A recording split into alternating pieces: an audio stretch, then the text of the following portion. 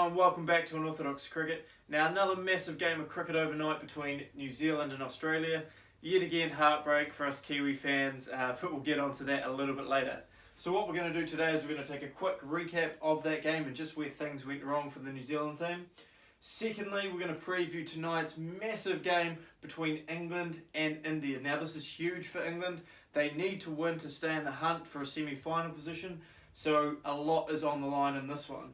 And then finally, we're just going to take a quick look at the points table and just see how everyone is standing. Now, as we take a look at last night's game between New Zealand and Australia, Australia won the toss and elected to bat. At the end of their 50 overs, they made 243 for 9, with Khawaja grinding out an 88 and Alex Carey playing a match-winning 71. The pick of the New Zealand bowlers was Trent Boult with 4 for 51, with a hat-trick in the final over of the innings. And in return, New Zealand were pretty pathetic in the end, 157 all out. Kane Williamson, the top scorer, with 40. Ross Taylor chipped in with 30. But the pick of the bowlers, once again, Mitchell Starc, absolutely fantastic, 5 for 26, continues his rich vein of form against New Zealand, in World Cups in particular. And Jason Behrendorff knocked off the top with an impressive 2 for 31. So I think there were a few key moments in that match where New Zealand really just slipped off and took their foot off the pedal. So initially New Zealand did really well. They knocked off the top of Finch and Warner and got stuck into that middle order. So they were 5 for 92 after 21 overs. Now for me, this is where they needed to bring back Boult and Ferguson and go for the jugular. Really try and knock off Khawaja and Alex Carey and get stuck into the tail early on. Now instead of doing this, when Alex Carey got to the wicket, they brought on Mitchell Santner. Now there was a huge appeal on Khawaja for LBW, which New Zealand decided not to review. Now unfortunately the coverage didn't show how that would have resulted, but I thought it was really close and I think it was worth a gamble at that stage of the match. Now over the next couple overs, Mitchell Santner bowled poorly, and New Zealand clearly hadn't looked into Alex Carey. I think they must have been a little bit focused on the top order, but they bowled to his strength. They bowled to his cover drive. I haven't seen a lot of Alex Carey, but the stuff that I have seen, he is so strong through that cover area, and he'll lean on anything full, and that's where he got off to a great start and got his eye in early. Now there were also a couple of catches that went down. In particular, Khawaja got put down by Latham. It was a tough one, diving high to his left, but if that stuck, that might have just changed things. So there are just a couple of issues that went wrong in the field with New Zealand. I don't like to criticise Williamson because he's done such a tough job, but I really think that at that fall of Maxwell, when Carey arrived at the wicket, they needed to bring back Ferguson and Boult and really attack there. If they brought them on and they bowled their spell out, so be it, but you really needed to look for that one more wicket just to get into the likes of Cummins and Starc early. And with the bat, New Zealand lost both openers early to Behrendorff, and then one thing I did mention earlier, they needed to attack Nathan Lyon. Now the ball was turning a bit, but for me they just sat on him a little bit, let him get settled at the crease, and then also Finch took the mickey a little bit. He got through some overs from Finch, Smith and Maxwell, and New Zealand also didn't attack those part-timers, and that really let the run rate get out of control. So as a massive New Zealand fan, really disappointing. I thought today was the day that New Zealand might get the wood back on Australia. However, moving forward, as we saw in the 2015 World Cup, New Zealand beat Australia in pool play and lost to them in the final. So I'm hoping New Zealand can qualify for the semis, and then if we get a chance to play Australia again, we can turn the tides there and hopefully beat them in the final or semi-final. Now another absolutely huge game tonight in the Cricket World Cup, another one that I'm absolutely fizzing for, and could also be another one that qualifies for game of the tournament. England versus India. Now this is massive for a few reasons. Firstly, if England lose, they're out of the World Cup. The hosts gone after being favourites, and massive expectations on them, so this is absolutely huge for them to get back on the board. And for India, this is about establishing dominance. They've been dominant the whole World Cup, and I think they're favourites to take home the trophy. So what we're going to do now is we're going to take a look at a couple of the key matchups in which I think could determine the course of the game. So first up, I think if England win the toss, they need to bowl first.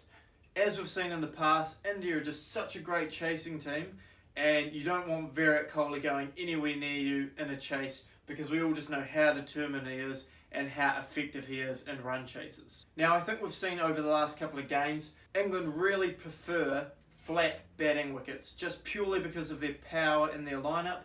I think as soon as the ball starts to move around a bit and things are a bit trickier, I think they struggle on those lower scoring wickets, so they'll be hoping that they're playing on an absolute road and they can put a big total on the board, whether batting first or chasing. So just looking at the top, I think a huge one is the new ball battle.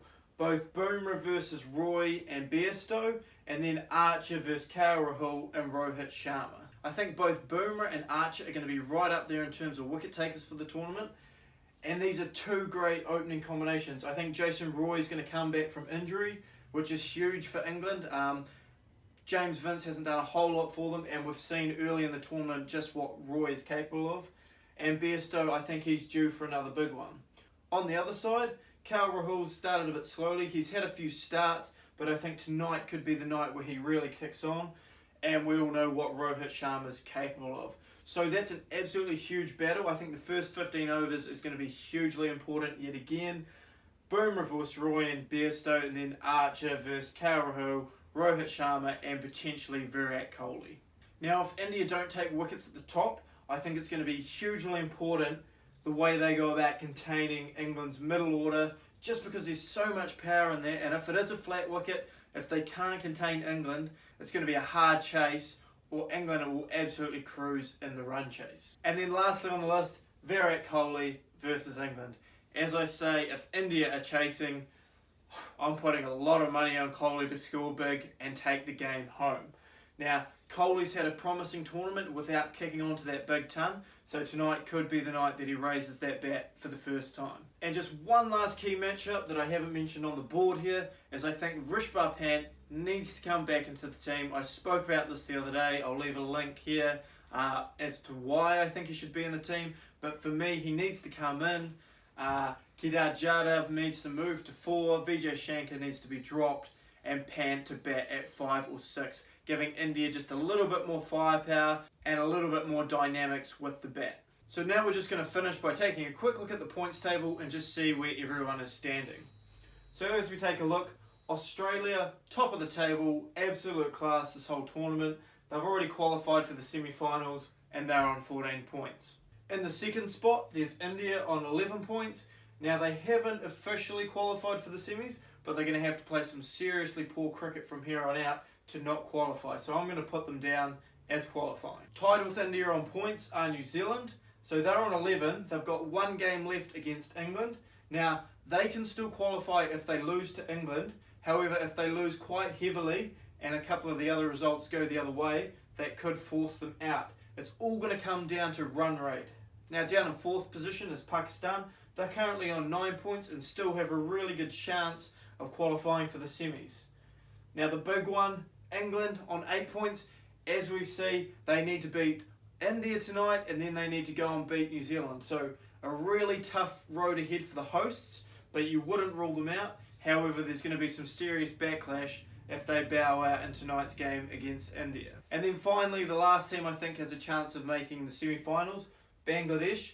Now, they've got a couple of tough games coming up, but don't rule them out, especially with this form that Shakib's in. And I think guys like Tamim Iqbal are going to come right eventually. So it's going to be a really interesting last few rounds of the World Cup just to see who can really push for the semi-finals. And I think run rate is going to be absolutely huge, and I think there's going to be a few teams tied up on 11 points. But that's all for today, guys. Thanks again for watching. Let me know your guys' thoughts on the New Zealand-Australia game, if you were as heartbroken as me, or if you're an Australian fan and you love seeing us Kiwis lose to you guys in these big world competitions. Any feedback on the England-India preview? If you guys have any additional thoughts, agree with mine, disagree with mine, let me know in the comments. And who you guys think might end up in the semi-finals. But that's all for today, guys. Thanks again for watching. Enjoy tonight's game. I think it's going to be absolutely huge, and I'll see you again tomorrow.